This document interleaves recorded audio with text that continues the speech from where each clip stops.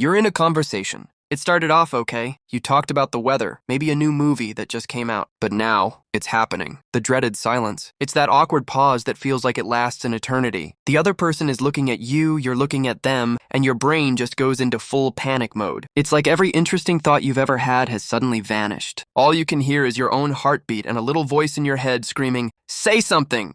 Anything!" Sound familiar? If you've ever felt that wave of anxiety, that feeling of your mind going completely blank in the middle of a chat, I want you to know one thing. You are not broken, and you are not boring. We've all been told the same lie, that being a great conversationalist is a personality trait. You're either born with it or you're not. But that is completely wrong. Today, I'm going to show you that conversation is a skill, and like any skill, it can be learned. I'm going to give you a simple two-step technique that will completely change the way you talk to people. It's called the echo and expand technique, and by the end of this video, you'll have a tool that will make sure you never feel that conversation panic again. So, why does our brain shut down like that? It's not because you lack charisma, it's because your brain is accidentally using the wrong tool for the job. See, your brain has two basic modes of operating in a conversation: information mode and connection mode. Information mode is your logic brain. It's the part of you that solves problems, analyzes data, and exchanges facts. It's incredibly useful when you're at work, fixing something or planning a trip. It asks questions like, "What's the point?" or "What's the solution?" Connection mode, on the other hand, is your social brain. It doesn't care about facts as much as it cares about feelings, rhythm, and shared experience. It's the part of you that listens to music, enjoys a good story, or just vibes with another person. It asks questions like, "And how does that feel?" or "What's that like?" Here's the problem. Most of us get stuck in information mode during social situations. When that awkward silence hits, our logic brain kicks in and treats the conversation like a broken machine. It frantically searches its database for a correct fact or a perfect question to fix the silence. But connection isn't built on facts. It's built on feelings. Trying to build a connection using only information mode is like trying to paint a masterpiece with a calculator. The tool is wrong. It's clunky, it's awkward, and it completely kills the vibe.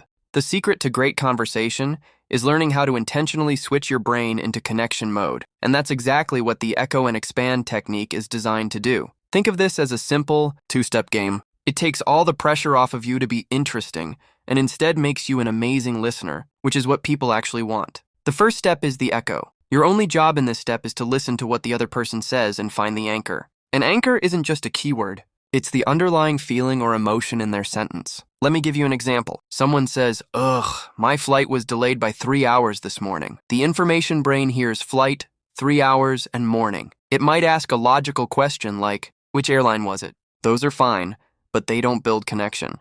The connection brain hears the feeling, frustration, exhaustion, annoyance. To echo, you simply reflect that feeling back to them. "Oh, a 3-hour delay? That sounds exhausting." Or, "Wow, that must have been so frustrating." That's it.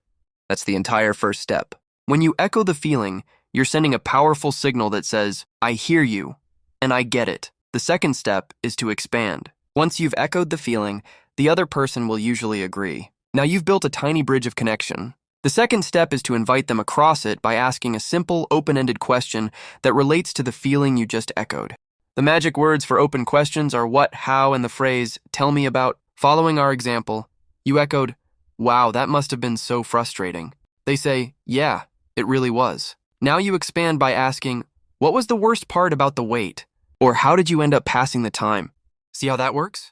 You're not trying to invent a brand new topic out of thin air. You're just taking the topic they gave you and gently nudging it forward. Let's run one more, lightning fast. Your coworker says, "I finally finished that huge report for the marketing team." You think to yourself, the anchor word is finished, and the feeling is relief. You echo, "Wow, you finished it. You must be so relieved." They say, "Oh my gosh, you have no idea." You expand.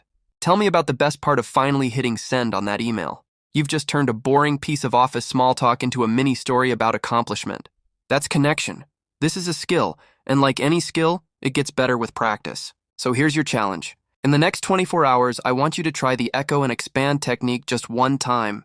Pick a low-stakes conversation with the barista at the coffee shop, a coworker in the elevator, or a family member at dinner. Your mission is simple.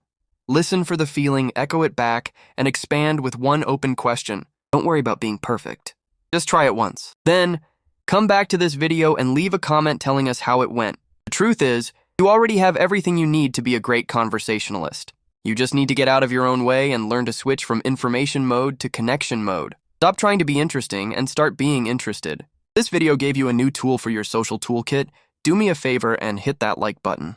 And if you know someone who's amazing but sometimes gets stuck in their own head, share this video with them. Subscribe for more videos on how to understand your own brain and live a better life.